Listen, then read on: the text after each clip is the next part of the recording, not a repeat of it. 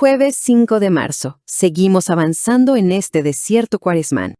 Hablemos de eso, de ese abismo que, sin darnos cuenta, cavamos cada día, con cada pequeña indiferencia, con cada mirada que decidimos desviar. Y empecemos con una advertencia muy clara. No estamos aquí para escuchar palabras bonitas que nos hagan sentir bien. Estamos para escuchar lo que necesitamos. Así que esta reflexión probablemente busque sacudirnos, no arrullarnos. Muy bien, vayamos a la raíz del asunto.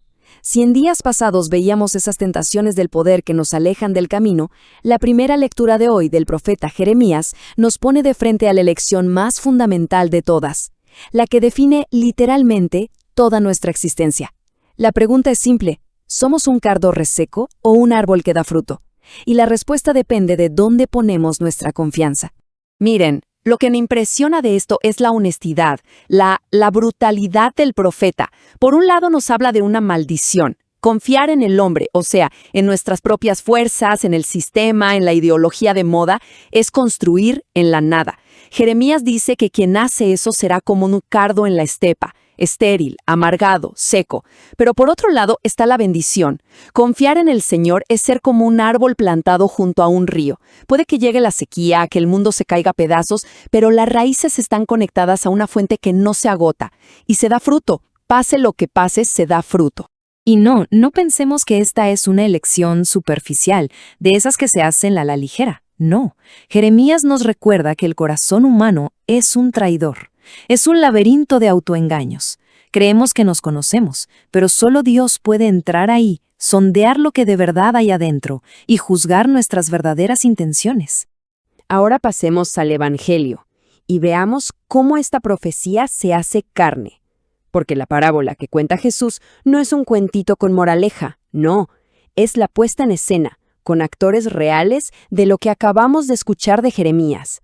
Miremos este contraste porque es tremendo. Por un lado, un tipo sin nombre, no sabemos cómo se llama, solo se le define por lo que tiene, la púrpura, el lino fino, los banquetes diarios. Es un anónimo opulento. Y por el otro, un mendigo, pero este sí tiene nombre, se llama Lázaro. San Agustín decía que aquí está la tremenda ironía.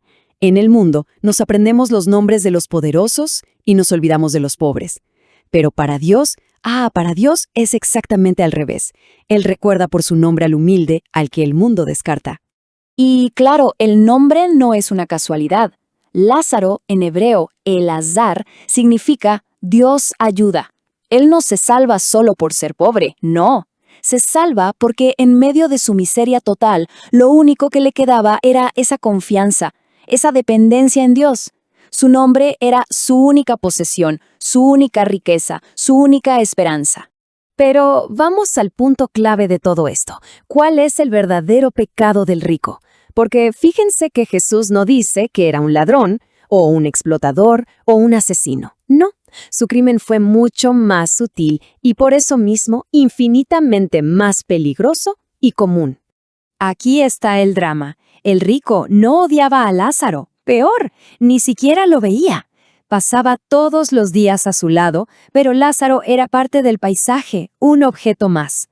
Su condena no fue por un acto de maldad directa, sino por la omisión que nace de un corazón que, de tan lleno de sí mismo, se volvió impermeable, se volvió de piedra. Porque claro que lo conocía, sabía perfectamente que estaba ahí, en su puerta.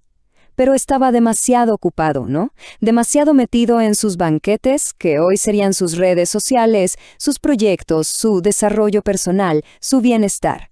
Su lujo creó una burbuja, un campo de distorsión que le hizo ciego y sordo al dolor que tenía a 1 metro de distancia. Y esa es la peor de las pobrezas, la de no darse cuenta de la necesidad del otro. Y esta es la pregunta que hoy nos tiene que atravesar como una espada. ¿Quién es el Lázaro que esté en nuestra puerta? ¿Será ese familiar al que no llamamos? ¿El colega de trabajo que la está pasando mal en silencio? ¿La persona en la calle a la que le negamos hasta la mirada? Porque las elecciones que hacemos aquí, en esta vida, tienen consecuencias eternas.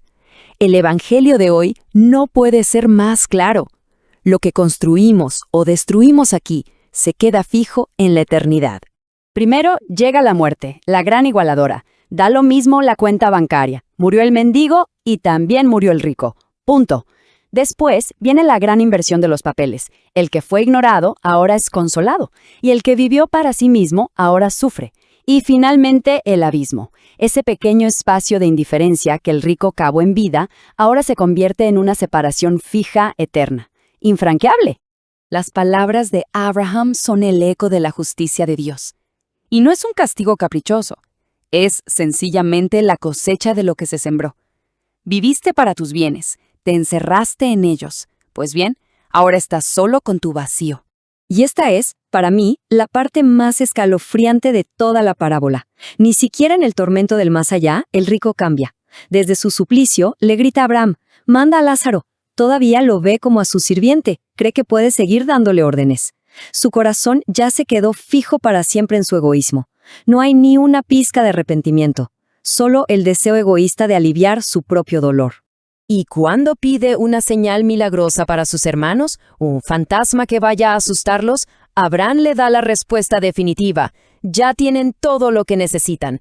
Tienen la palabra de Dios. Y si el corazón es sordo a la Escritura, que nos llama una y otra vez a convertirnos y a amar, ninguna señal, por espectacular que sea, ni siquiera la de un muerto que resucita, y aquí Jesús obviamente está hablando de sí mismo, será suficiente. Así que la pregunta es directa. Esa persona que nos incomoda, esa situación que nos desafía, esa necesidad que vemos y que nos interpela, ¿no será en realidad un mensajero de Dios? ¿Un Lázaro puesto en nuestra puerta para despertarnos antes de que sea demasiado tarde? Porque cada día, con cada decisión de mirar o de ignorar, de servir a otros o de servirnos a nosotros mismos, estamos eligiendo de qué lado del abismo queremos pasar la eternidad. La elección es ahora. Oremos. Señor, arranca la ceguera de nuestro corazón. Danos la gracia de no acostumbrarnos a la miseria y el valor para cruzar el abismo hacia nuestro hermano antes de que sea demasiado tarde. Amén. Hasta pronto.